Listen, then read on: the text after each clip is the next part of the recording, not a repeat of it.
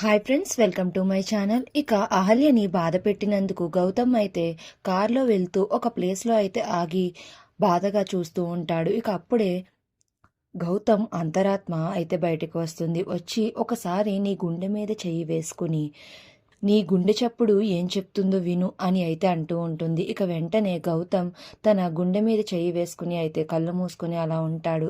ఇక అప్పుడు అహల్య గౌతమ్ గారు, గౌతమ్ గారు అని పిలుస్తున్నట్లు వినిపిస్తూ ఉంటుంది.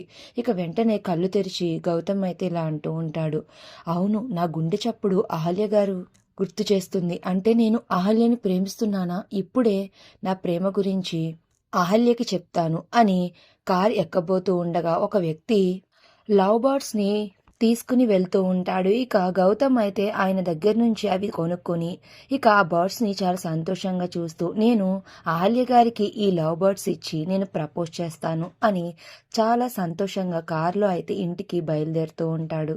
మరో పక్కన రూమ్లో అహల్య బెడ్ మీద కూర్చొని అహల్య గారి గౌతమ్ గారికి నేనంటే ఎంత బాధ్యత, అతను నిరంతరం ఎప్పుడూ నా గురించి, నా బిడ్డ గురించి ఆలోచిస్తున్నాడు. అలాంటి గొప్ప వ్యక్తి భర్తగా దొరకడం నా అదృష్టం అని అహల్య కన్నీళ్లు పెట్టుకుంటూ గౌతమ్ గురించి తలుచుకుంటూ ఉంటుంది.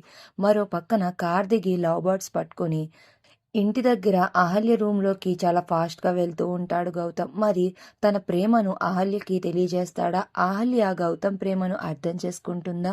మరి ఇప్పుడు ఏం జరగనుంది అనేది నెక్స్ట్ రివ్యూలో తెలుసుకుందాం.